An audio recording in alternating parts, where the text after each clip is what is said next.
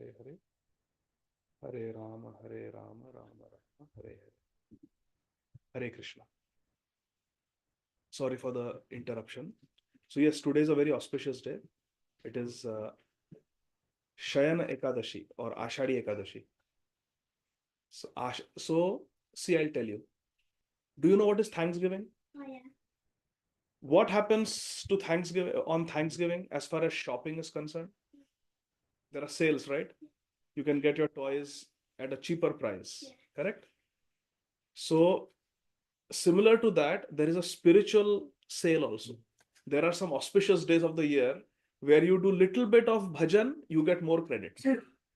On Thanksgiving, you pay little money, you get more things. TV which is $1,000, you may get it for $700. Why? What is so special? Oh, it's the power of that day. It's Black Friday. Similarly, Krishna has made certain days in this world where little bit you do spiritual, you get more credit for that. Like that. So it is called ekādaśi. It's a spiritually very powerful day where you do little bit bhajan, little bit spiritual activity, and Krishna gives you more credit for that. Okay? So it's like that. So today is a very auspicious day of ekādaśi. So it's very good that all of us have come together. So just we can quickly introduce. This is Swarupa and her two daughters, Adya and Riya. And all of you can introduce yourself to her.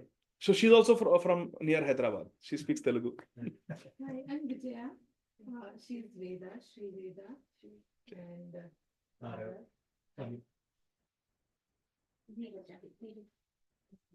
Krishna. Raghavendra, Abhi, Arjun. Yeah. And this is my very dear friend, Chaitanya Nitai Prabhu. He's from Kota, Rajasthan. And he lives very close by in one of the neighborhoods. And we have been friends for many years. So, and his kids, Ayansh and Sia. So that's our family. So thank you for being here on this auspicious day of ekādaśi. So I was telling that we don't know Sanskrit, but still we are reciting these verses of Bhagavad Gita. Each and every verse we have been reciting, and we will continue to recite all the verses together. Because even though we don't understand the language, but these Sanskrit verses, because they are spoken by Krishna, because they are part of Mahabharata, because they have been written by Srila Vyasadeva, they are powerful. They are mantras. They are powerful. Just like a medicine. So now, Arjun, you got hurt. Let's say you got hurt in the knee and you're hurting. Then you ask Daddy, Daddy, I'm having a lot of pain. Give me something for pain. So Daddy will give you some Tylenol. Now, you don't know what is the chemical composition of Tylenol. You don't know how the mechanism of action is inside the body, how it relieves the pain. You don't know all those things. But even if you don't know, you take Tylenol, will it work or not? Now, I am a doctor. I know exactly how it works. If I take it, will it work or not? Correct? So I know how Tylenol works. Being a doctor, it will work on me. Arjun does not know how the medicine works. But if he takes the medicine, it will still work, even though he doesn't know. Correct? Similarly, we may or we may not know Sanskrit, but simply by reciting the shlokas of Bhagavad Gita, there is spiritual power in that, and that benefit will come. So, in this regard, I was telling a story of that Madhya Pradesh soldier. I heard this story from one sadhu in Vrindavan. So, he came for his vacation to his village, and he was going in the forest.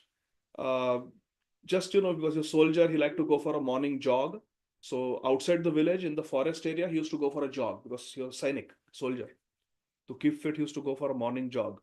And there he met one person in the forest. And that person was looking for directions to his village. He said, I'm a little lost. Can you tell me where this village is? Oh yeah, I can show you. Come, let me take you. I'll show you the road that goes to that village. And he took him with that to that road. And that's it. But after that, he fell sick. After that encounter, he felt that his strength was decreasing. He became weaker. Negative thoughts started coming in his mind. So he went to the doctor. The doctor did some tests, but everything came back normal. But every day he was getting weaker and weaker. And whenever he used to go for the jog, now he could not even jog. So he used to just go for a morning walk because he became so weak. Again, he saw that man. And he said, I'm sorry, again I'm lost. Can you show me the way? Can you walk me to that crossroads where I can find the kacha rasta to my village? I said, okay, come, I'll show you. They walked together for some time, talking. He showed him the way. He became even weaker. And finally, he went to homeopathy doctor. They also tried some medicine, did not work. He went to Ayurvedic Vaidya. That also did not work. But Ayurvedic Vaidya, he gave some jadi buti, some herbs to him to eat on empty stomach. He said, you keep it with you, and when you go for your walk, you after you come back from the walk, just 1 hour before you eat breakfast, you eat this on empty stomach. And when in 1 hour, you have to eat your breakfast. Because Ayurvedic medicine has those rules and regulations. So he was carrying it in the pocket so that 1 hour before he anticipates he's going to eat breakfast, he will eat that churna.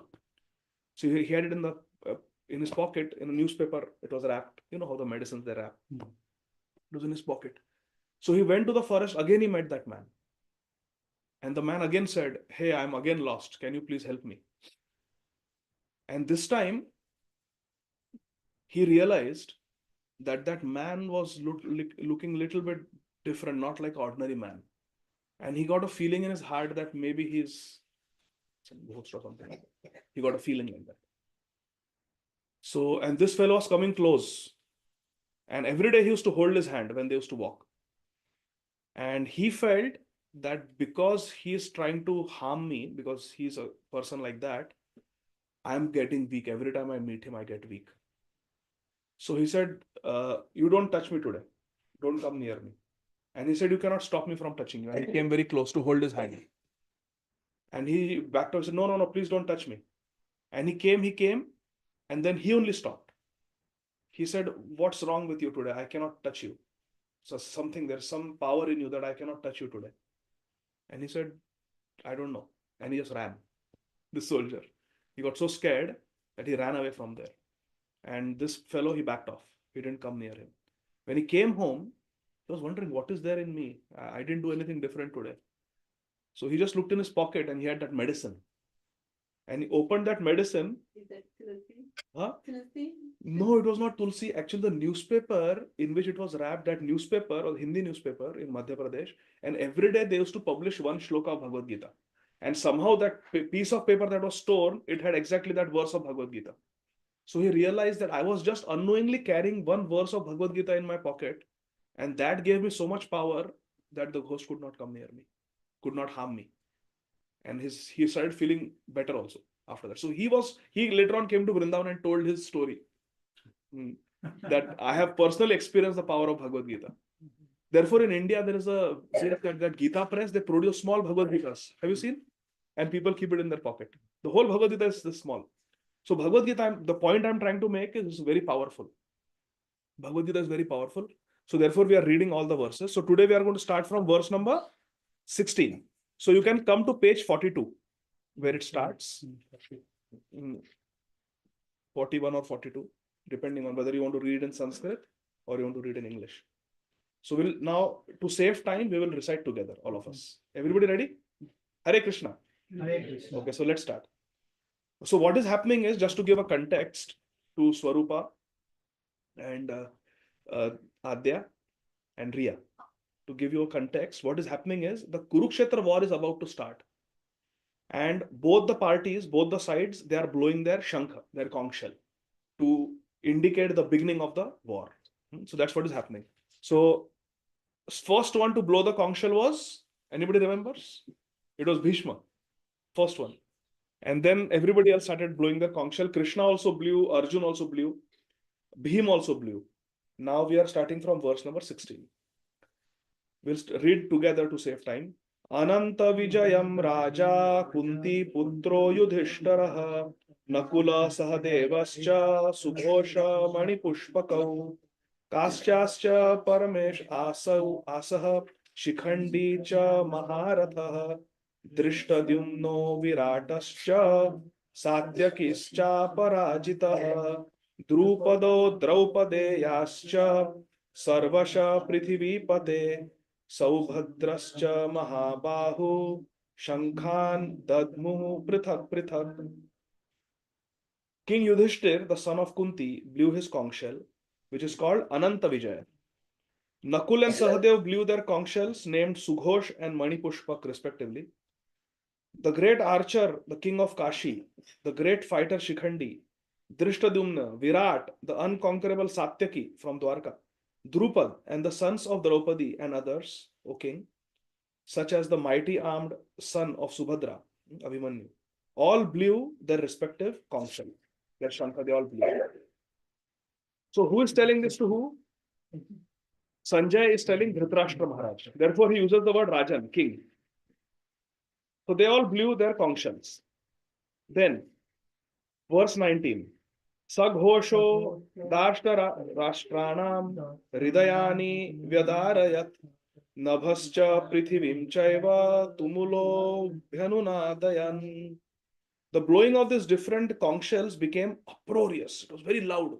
We discussed last time. Previously, people used to show their strength by how loudly they could blow the conch shell. Vibrating both in the sky and on the earth, the sound of the different shankha, the shankhanad, the conch shells, it shattered the hearts of the sons of Dhritarashtra. Now see, here it is said that, look at the first line, Hridayani Vyadarayat.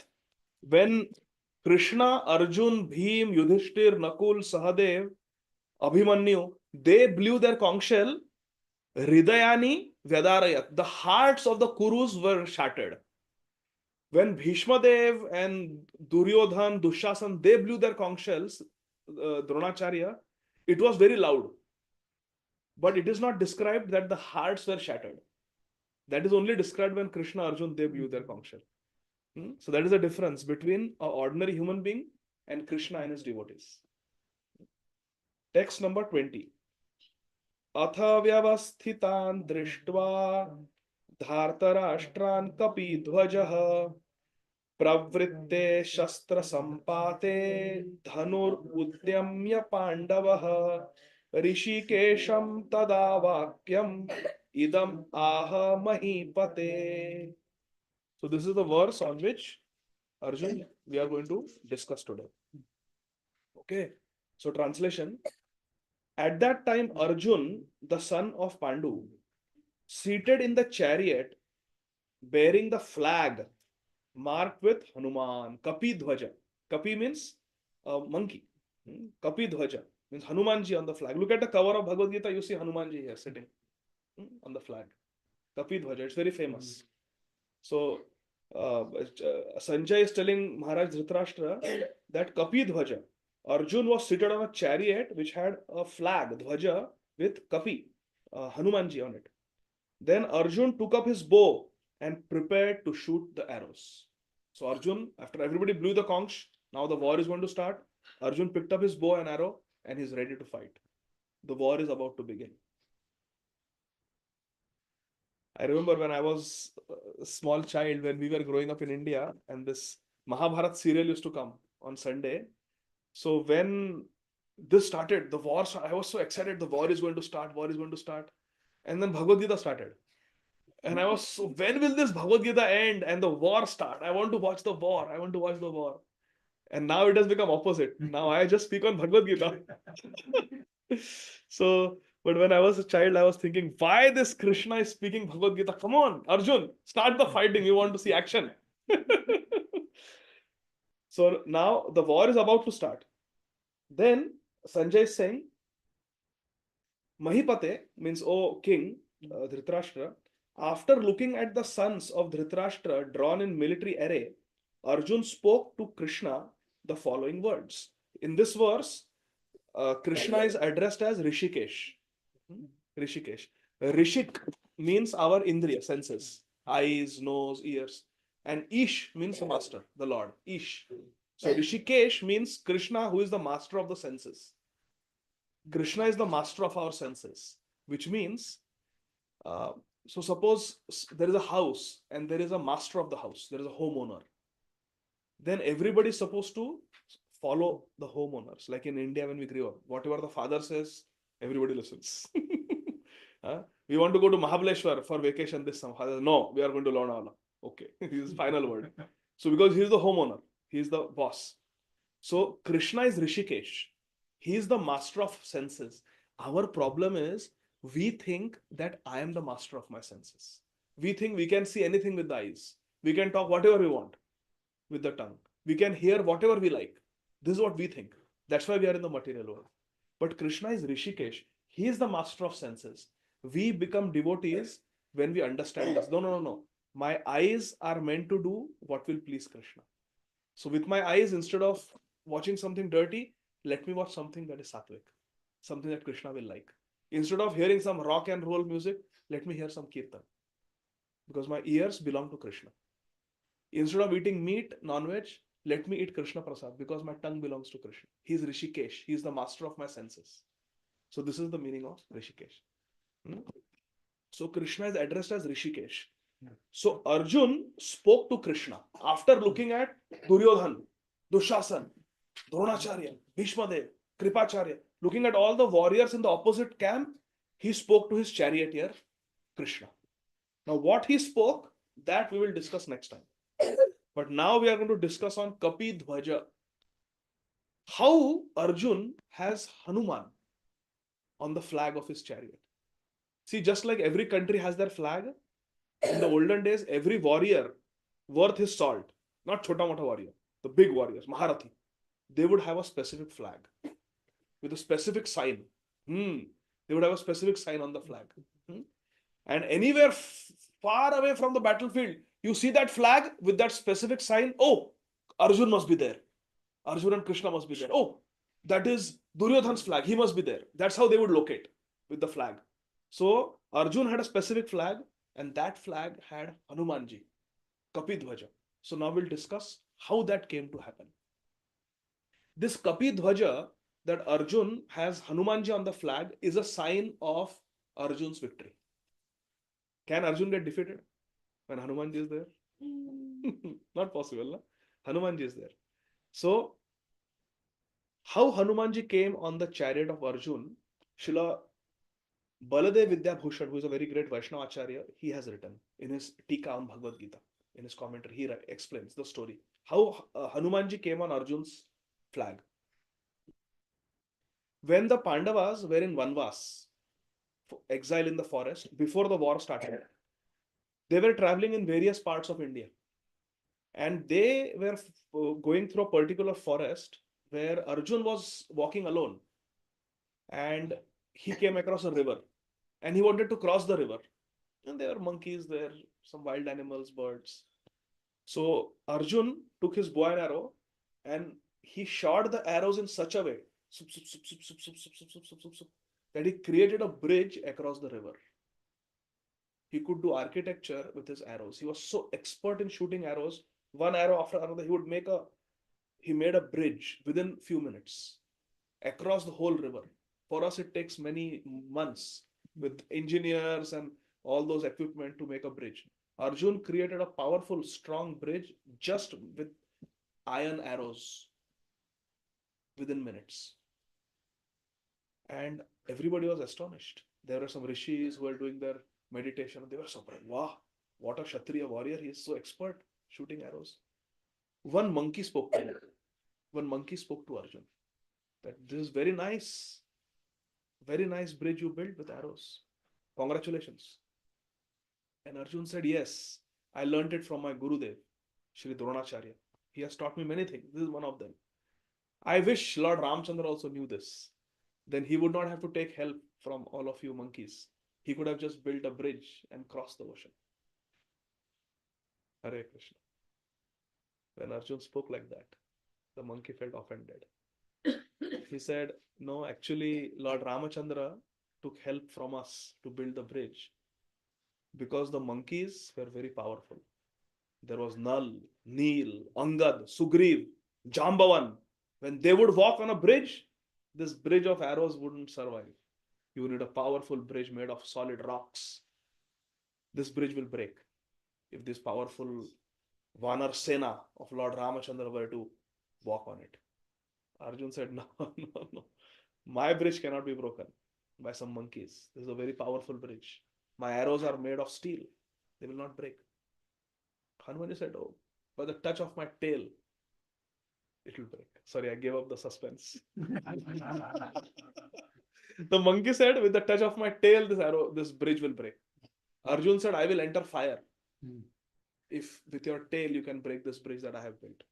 What do you think? You puny monkey. You can break this bridge? I will enter fire. Guarantee. You cannot break it. Try. The monkey said, okay. He goes near the bridge, folds his hand, says, Jai Shri Ram. He taps with his tail. The whole bridge came crumbling down. Arjun was very depressed. How is this possible? He said, okay, I will enter fire. He chanted a mantra and there was a fire. In those days, with mantra you could invoke Agni Dev, fire. Now we don't know the mantra. We don't know mantra, so we need these lighters. So Arjun just chanted a mantra and there was a fire and he was about to enter.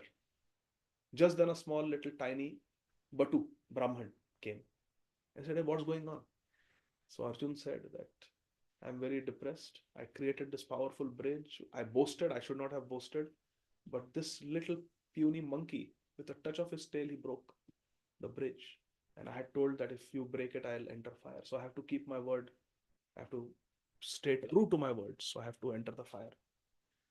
The Brahman said, there is one problem. All this vow, guarantee, oath, all this is okay when there is a Sakshi. There has to be a witness. You said, I will enter fire, but who is the witness? There has to be a third party who is witness.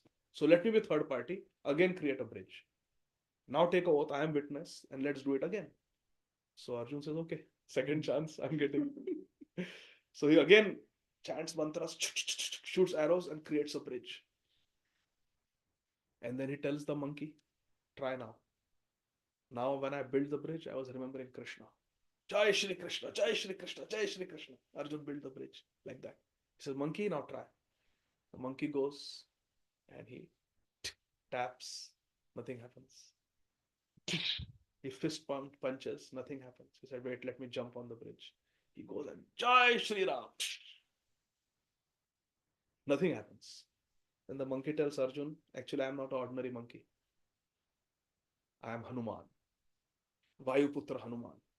And he took his huge form as Hanuman and said, now I will crush this bridge. He jumped up, Jai Shri Ram. And nothing happened to the bridge. Hanumanji could not do anything. And he was wondering, how is this possible? There is no power on this earth that can resist my power. So he looked under the bridge and he saw Lord Ramchandra holding it. Arjun looked under the bridge and he saw Lord Krishna, the lifter of Govardhan, holding the bridge. They both understood that our Lord is the one, same. Ram and Krishna are same. And they both offered their obeisances. Supreme Lord. Then Lord Ramchandra came and spoke to Hanuman that I have become very displeased when my devotees fight with each other. And Krishna told Arjun the same thing. My devotees are supposed to cooperate with each other. If my devotees fight among themselves, then what will happen? When I was fighting against Ravan, my whole Vanar Sena was united. They were not fighting with each other.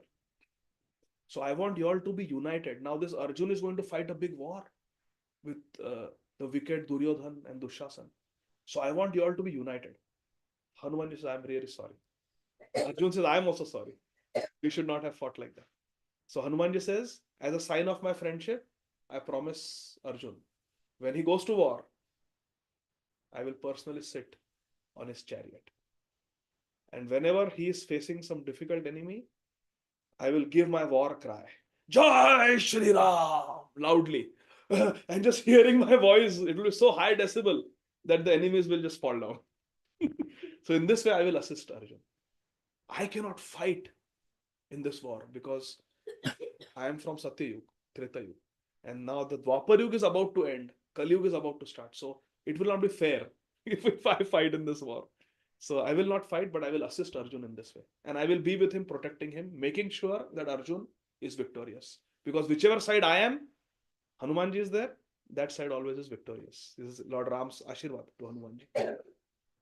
So that is how Hanumanji came on the chariot of Arjun. But there is another story to this. So this story is written by Shri Baldev Vidyabhushan, who is a great commentator. Many centuries ago, he wrote this commentary. on Bhagavad Gita. In our Mahabharat, Srila Vyasadev's Mahabharat, there is another story. How Hanumanji came on the chariot of Arjun in the Kurukshetra war. And that is also to do with the Vanvas, when they were in the exile in the forest. At one point, the Pandavas were at a holy place in the Himalayas called Badrinath. How many of you have been to Badrinath? North India. Badrinath. So they were at Badrinath, where there is the very beautiful temple of Lord Vishnu called Badrinarayan, Badri Vishal. So they were at Badrinath, the Pandavas, and throughout their forest exile, it is worth noting the Pandavas always stayed at holy places. They stayed in Vrindavan, at Kamyavan. They stayed at Badrinath. So always they would choose holy places to stay. So they were at Badrinath, and one day Draupadi was sitting and she was collecting some dry sticks from the forest to cook for her husband. They would not cut trees for fuel. They would always take the fallen dry sticks. So she was picking dry sticks in the forest. Wind blew, and from top of the mountain, a beautiful lotus flower came. It was golden in color. And the beauty was, when Draupadi looked, it had 1,000 petals. 1,000 petals, golden lotus. So she was very much, and it had a very sweet fragrance. She was very attracted. I've never seen this type of Suvarna Kamal, golden lotus with 1,000 petals. And just then Bhim came. And Draupadi said, the wind, this flower blew from top of the mountain, it came down. It's so beautiful. I would like to have more. So I can make a garland of these lotus flowers and offer to Krishna. Because Krishna would visit them every now and then in the forest. He said, I will keep a garland. And when Krishna comes, I'll offer. Can you get me more such flowers with 1,000 petals? They're so fragrant, they're golden in color. On Krishna's dark body, Sham Sundar, those golden lotus garland will look so beautiful, Draupadi said. So Bhim said, I will get it for you. So Bhim starts running up the mountain to find the lotus. He goes, and as he's going, because he's doing service for Krishna, to please his wife, he's very excited. When we go, like when wife says, go to Costco, milk is over. We're supposed to be enthusiastic. We're supposed to be enthusiastic. Look, I got this for you. Anyway, Bhim was like that. He was a good husband. He was enthusiastic to get. So he was running, and he was becoming more and more enthusiastic as he was running. And now this is not some zoo. This is actual forest. So many years ago, undisturbed forest. There were wild animals. There were tigers, lions, bear, all these dangerous snakes, elephants, they were there. And as Bhim had a massive body. It said Bhim was 20 feet tall. Twice the height of a basketball hoop. That was Bhim. He could dunk like this. So Bhim was 20 because this is Dwapar. In those days, the people were bigger. As Kali Yuga progresses with the pollution and everything, the size gets diminished slowly. So he was 20 feet tall, running through the forest. And even the elephants, tigers also were bigger in those days. So they saw, and some elephants attacked him. Who is this intruder in our forest? And Bhim would just slap them. And the elephants would fall on the other elephants. He was so powerful. One lion, actually Vyasadeva writes in Mahabharata, this there. The lions and tigers came, and he would just like a football kick them, Bhim, and they would scatter away. And he was going, if some big tree came in the way, he would uproot the tree and throw it. Bhim was so powerful. There was no impediment, and he was getting more and more enthusiastic, creating a disturbance in the forest and running, going to the top to search for those lotus. And suddenly, in the path of the forest, he saw a monkey. The monkey was sound asleep. So Bhim told to the monkey, move aside, clear my way. I want to go. So Bhim said, who are you? This is a very peaceful forest. You are creating so much disturbance. You're kicking the tigers and lions. You're slapping the elephants. You're uprooting trees. What is this going on? This peaceful forest, I am resting here. You're creating such a nuisance. Who are you? He says, I am the son of Maharaj Pandu. And I have appeared in this world through Vayudev and Mother Kunti. I am the younger brother of Maharaj Yudhishthir. And I am in the forest serving exile for 12 years. Who are you? You are no ordinary monkey because you are speaking so sweetly. Who are you? So he said, no, I am just an old monkey. I am tired. I am retired. So let me rest. If you want to go, you can jump over me and go. Bhim says, do you think I am some uncultured fellow that I will jump over somebody? Actually, in Vedic culture, it is considered very bad to walk over, step over somebody. If somebody is sleeping, we should not jump over them or walk over them. Because in everyone's heart, in Bhagavad Gita, it is explained, Sarvasya cha aham hridi sannivishto. Krishna says, I am in everyone's heart. So if Paramatma is there, sabke hriday mein Paramatma hai. Paramatma is there in everyone's heart, the super soul. When you step over, it is a sign of disrespect. So we don't disrespect anybody. We don't step over anybody. It's a disrespect to the person who we are stepping over, and it's a disrespect to Krishna, who lives in the heart of everyone. So we go around. We don't step over. That's Vedic culture. So the monkey said, just jump over me, but I cannot move. Bhim said, do you think I'm an uncultured person? I understand the etiquette. We should never step over, jump over anybody. So please move. He says, I cannot move. He says, at least move your tail, your long tail. So it will give me enough space to squeeze by. Move your tail at least. The monkey says, I cannot even move my tail. But if you want, you can move. Hanuman says, first you are telling me to jump over you. You are such a tiny monkey. To jump over you is nothing for me. I am Vayuputra, just like Vayuputra Hanuman. Hanuman is my brother. If I want, I can jump over you just like Hanuman jumped over the ocean. It's no big deal for me. But because I respect you, I don't want to jump over you. The monkey opened his eyes first time, looked at him and said, who did you say jumped over the ocean? Bhim said, Hanuman. He is a great devotee of Lord Ramchandra. In one jump, he crossed the ocean. I can also jump over you, no problem. But I don't want to disrespect you. So please move. He says, why don't you move my tail? Go ahead. Bhim said, I will not only move your tail, I will pick you up with your tail and throw you now. Because you're being so disrespectful to me. You're not helping me. So Bhim goes and with his left hand, touching somebody with the left hand is another sign of disrespect. So go to study the right hand. Bhim with his left hand. Now listen carefully. Bhim does 5 things to lift up the monkey's tail. With his left hand, he tries to pick up the monkey's tail. Doesn't budge. Doesn't move a millimeter. Okay? Let me do with both hands. He puts both his hands. Doesn't move. He says, let me use my full strength. He holds the tail with both his hands and his face becomes crooked. Nothing happens. And then finally, he holds with both hands, face becomes crooked and his eyes roll. His eyes roll up. But still the tail doesn't move. Bhim gives up. Bhim says, you cannot be an ordinary person. You are some devata. You are some god who has come in the form of a monkey. Because there is nobody, no monkey whose tail I cannot pick up. I am Bhim. I have the strength of 10,000 elephants. Bhim had the strength of 10,000 elephants. That's how strong he was. He said, I'm so strong. Who are you? Please tell me. I request you, please tell me. In fact, I take your shelter. Sharanam Prapadde. Please tell me who you are. Reveal yourself to me. You are somebody very great. The monkey says, I am your brother, your elder brother, Hanuman. I am also Vayuputra. I am that Hanuman who is a devotee of Lord Ram. I am that Hanuman who is a son of Anjani and Kesari Maharaj, the king of the Vanars. I am that Hanuman who is the loyal minister of Sugriv. I am that Hanuman who fought against the army of Ravan fearlessly in Lanka. And yes, I am that Hanuman who jumped across the great ocean to find Mother Sita. When Bhim heard, Bhim's hair stood on end.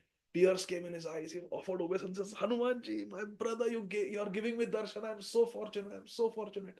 And Hanuman falls at his feet. Bhim falls at Hanuman's feet. Hanumanji picks him up and gives him an embrace. Bhim says, please, I have only one desire. Please, can you fulfill my desire? Hanuman says, first time I'm meeting you, my younger brother. As your elder brother, you are asking me, ask me anything. If you tell me, right now I will go to Hastinapur and kill Duryodhan and his 99 brothers. Tell me, ask me anything, I will do. Bhim says, please tell me, you are so powerful. You went to Lanka and you found Mother Sita in the Ashok Vatika, crying in separation from Ram. You must have got so angry. to see her suffering like that. Why didn't you kill Ravan? And why didn't you kill the whole army of Ravan? Crush them to powder. Put Sitaji on your back and in a jump come back to Ram. That same day, Sita would have been reunited with Ram. Why did you just give the message and come back and then build the bridge and then wage a war and then finally rescue Sita? She suffered for so many more days. You could have rescued her right then and there. You are so powerful. Ravan was no match for you, Hanumanji. Why you didn't fight Ravan that day? Hanumanji says you are right. What you're saying is right. Hanumanji says, if I wanted, I could have uprooted the whole island of Lanka and brought it to Ram. What to speak of Ravan? I could have easily crushed him. But I did not, because it was the desire of Ram to himself fight with Ravan. Because his wife was abducted, Ram wanted to fight himself. So if I would have killed Ravan, it would have diminished the glory of Ram. So I did not do that. I left it for Ram. I only did what I was told to do as Ramdut. Bhim said, similarly, I don't want you to go and kill Duryodhan and Dushasan. Because they have insulted my wife, they held her hair, I have taken a vow that I will punish them myself. So please, let me do that. But I have one request for you. I really, really, really want to see your form that you took when you jumped across the ocean. From Mahendra Parvat, right into Lanka, you jumped. I want to see that form of yours, Hanumanji, that huge form. Hanumanji said that is not possible because that was Treta Yuga. Then came Dwapar Yuga, and that Dwapar Yuga also is about to end now. Kali Yuga is about to start in a few years. We should respect time. We should follow the dictations of time. In the end of Dwapar Yuga, to show the form of Treta Yuga is not proper because now everything has become smaller. So that form is not possible, but I will give you a little hint. I will show you some big form. And then Hanuman starts becoming big and big and big. He seems to be like a big mountain on top of that mountain. So huge. And Bhim is looking at him.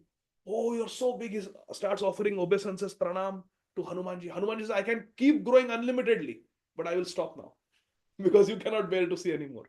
And then Hanumanji again becomes normal size. He's still bigger than Bhim. And he says, my dear Bhim, are you satisfied? Bhim says, yes. This is the darshan I wanted. I'm so happy and I'm feeling so enthused just to see you, that you are there with me. Please give me your blessings because very soon the war is inevitable.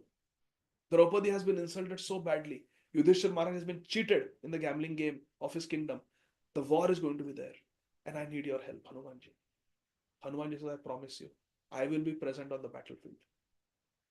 I will be present in the battlefield in the form of Arjun's Dhwaja, Kapi Dhwaja. And every time you give your war cry, Bhim, I will join my war cry in your war cry.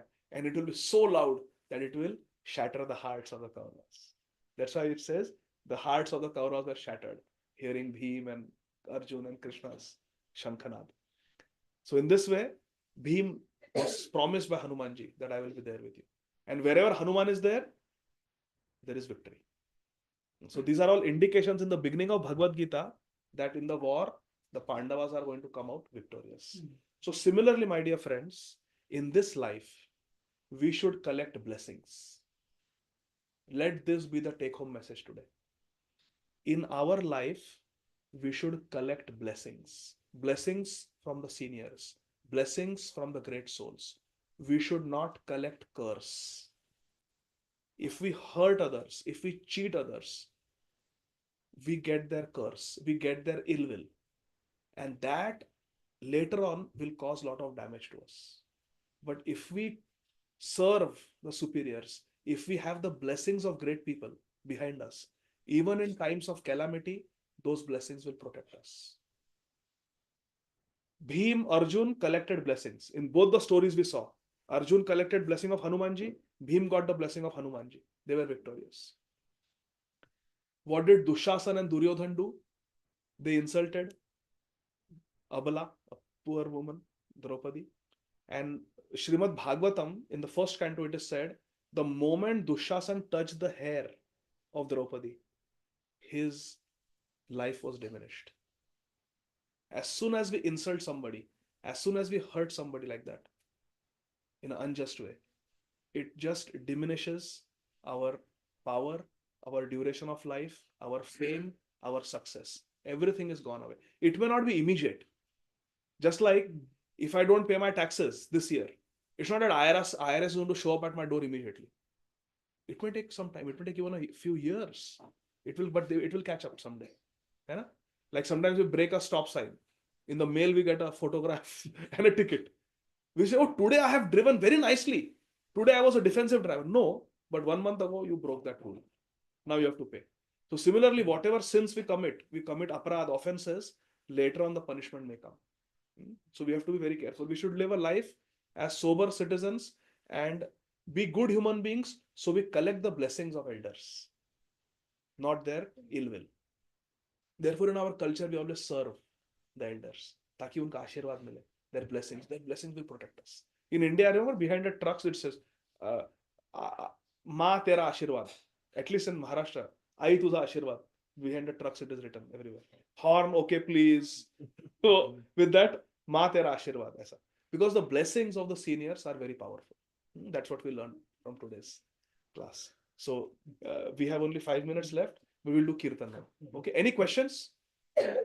No. No, Okay. the beam, did he get flowers? The golden Yes, the flowers. story continues. Then Hanumanji told him there is a Saugandhika Parvat that was close by. He tells the address, you go there, and there is a lake where these lotuses grow. So Bhim went and got the lotuses.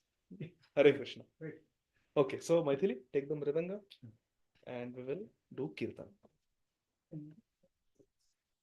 Those who are watching on Zoom, I think I will stop here. Thank you very much. Because the kirtan it's not audible properly on Zoom anyway. Okay, so we'll stop here. Srila Prabhupada ki jai.